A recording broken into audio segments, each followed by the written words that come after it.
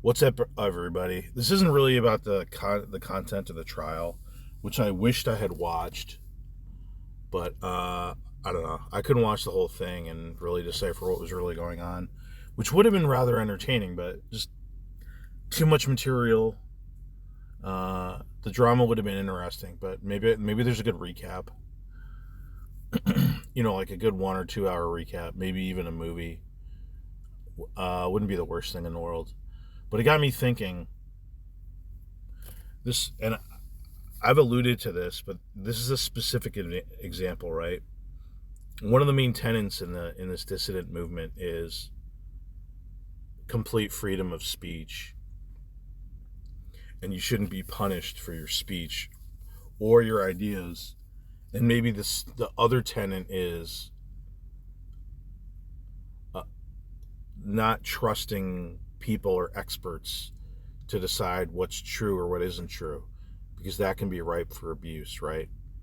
Now, this is mentioned in the context of historical events or certain historical events, but is also done in reference to things like COVID, vaccines, uh, other things that I can't think of off the top of my head. So here we have a court, which is, the U.S. government is punishing somebody for speech because, well, the the rationale for that is she defamed him as an abuser, as a somebody who used violence and sexual abuse against her, which is a on an individual level, that's a very serious claim because it can ruin your career, uh, even if it's just minor domestic violence like pushing and slapping or something. Still a pretty serious thing. So I'm not trying to make light of that. Um, but this court and our government and our institutions are recognizing harm can come from simple speech, just words. So that's a concept of our society. Yes, we have free speech, but that speech can harm other people. And so you can be held to account, you can be punished for it. You can you can be punished in several ways. Reputationally, like you just say something stupid and it hurts your reputation. So it can hurt the person who's saying it, but it can also hurt other people. That's what they're saying. But of course, if you hurt yourself, well, the only person that can be held liable is yourself. So that's not really a concern of a court. It's how it harms other people. They can't control what you say. Now, I remember Mike Enoch saying he wants the government to protect him from the consequences of his own speech. Like, I kind of get what he's saying. Like, hey, I should be able to have a political opinion, or I should be able to have an opinion and not be punished for that opinion. Like, the First Amendment means freedom of speech, and freedom of speech to me, Mike Enoch, means I can't be harmed by my own speech, no matter how stupid it is. No, I don't think anybody would agree with this because I don't even know how that's possible. Think of all the ridiculous and completely inappropriate things people could say, of like bad acts they want to commit, or horrible ideas that people are going to be, okay, yeah, I don't want anything to do with you. You're not coming anywhere near my kids. That's just the nature of society and reality, personal choice and freedom. You can do things that harm yourself. Like, you can't prevent what other people think. It's probably mostly a good thing. Um, no, that's hurting yourself. That's when you hurt yourself. Okay, that happens. Uh, what about when you hurt other people, individuals or groups? Now, it's hard to make a case for group slander or defamation because I don't know why that is, but that would be a class action lawsuit. So what about defaming an entire people, right? All people X are evil. We should I don't know, make them feel uncomfortable. We should kick them out of the country. Now what I just said, um I believe that's legally protected speech as long as it's done in general rules. It it confirms with the Brandenburg line, I believe, which the Brandenburg case, that was the case that said, for it to be illegal, it has to be an imminent threat of violence or something like this. So there's a lot of pretty extreme speech that doesn't cross the Brandenburg line. I think it's Brandenburg. I don't know. Some German type name like that. But there's a lot of extreme speech that doesn't cross that line. Even speech that promotes violence. That's just the freedom that we have with the First Amendment in the United States.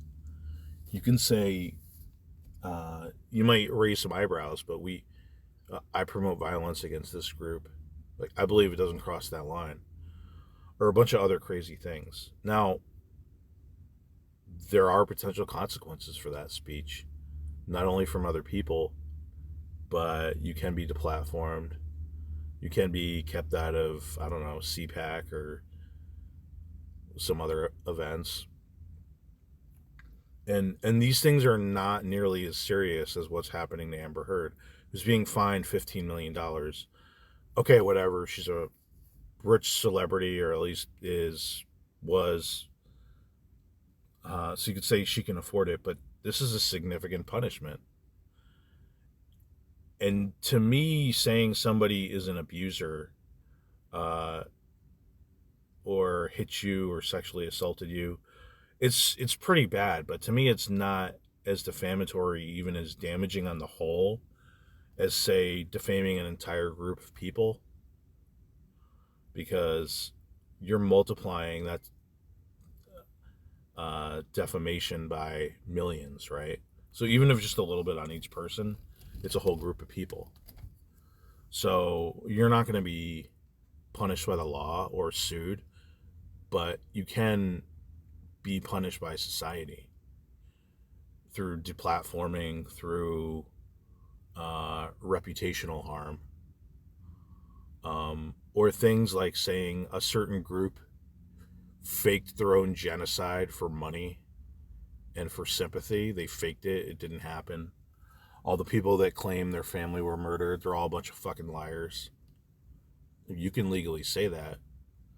Uh, but what grounds do you say, hey, such people shouldn't face consequences for their speech, when Mrs. Heard is being forced to pay $15 million?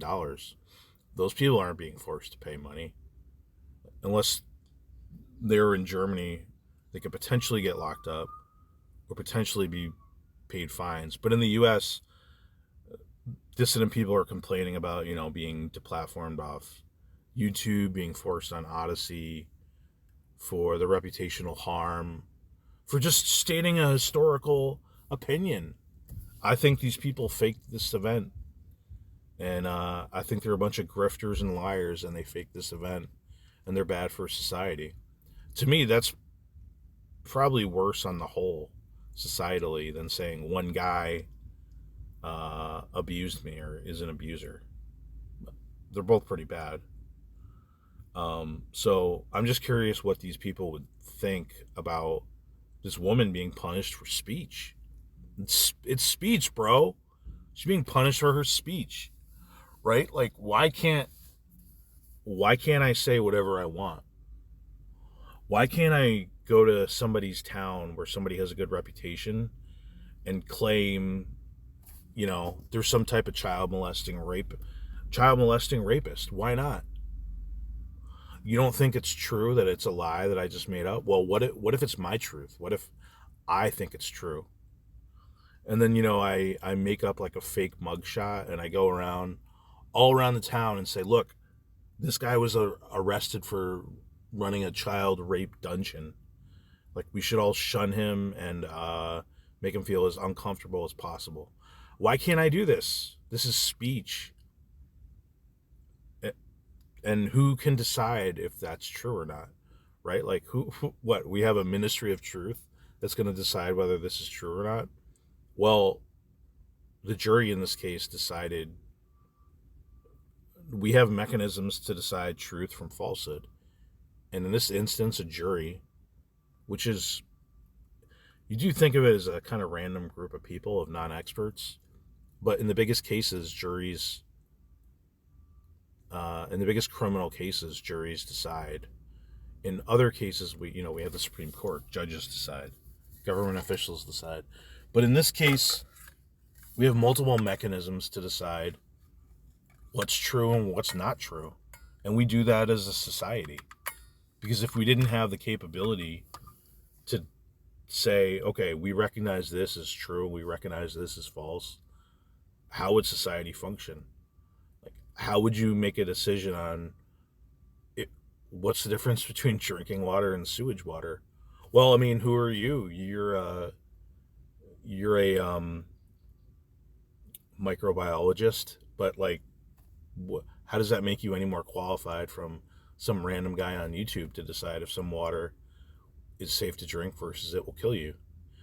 You know, imagine if we, just being a devil's advocate here, but imagine if we said, well, there's no such thing as truth. It's kind of subjective. So that's why we just let anyone say what they think is truth, or maybe it's their truth. Well, no, in our society, we have mechanisms to decide what's true and what's not true, whether it's the jury, whether it's judges, whether it's government officials, whether it's experts, whether it's Dr. Fauci. I know he gets a lot of hate. So I guess the dissident movement would be totally against this case if they held to their principles. They would say you should be able to say whatever you want about anybody, and it's not fair that you're punished even if your speech hurts other people. It's speech, bro, right? You should never be punished for speech, even if your speech harms other people. I don't know. I guess that's what they would say. I just think it's interesting because if you think somebody should be punished for defamation and lying, or not even necessarily punished, but have to make whole the other patient, what happened to the other people, I don't see how you could make the case that YouTube doesn't have the right to kick off people that they think are liars and deceivers, because this is a small punishment to be paid compared to being forced to pay $15 million. Now, you could say that they're being denied their First Amendment rights, and they should have the right to have the platform to defame people, and then they could be punished. But legally, this doesn't hold because it doesn't actually violate their First Amendment rights.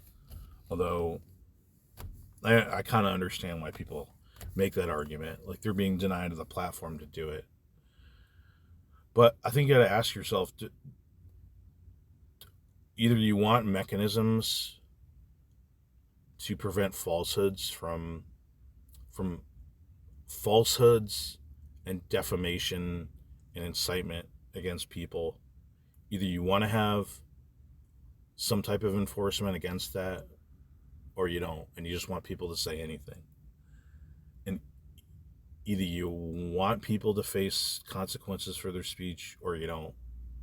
Now, I don't know how there could be no consequences for your speech, because you can always make an idiot out of yourself like Mike Enoch and then beg the government to protect you from your own speech. But I don't think that's most people. So I don't know. It's just interesting because this is a case where somebody's being punished for their speech. But I don't think people don't think of it the same way as they do. At least these dissident people don't think of it as the people that are punished for, I don't know, saying the Holocaust was fake. It's a lie. Or COVID doesn't exist. It's a hoax, etc., etc. Yeah, I don't know. I kind of exhausted my thought process on this one. So everyone have a good day.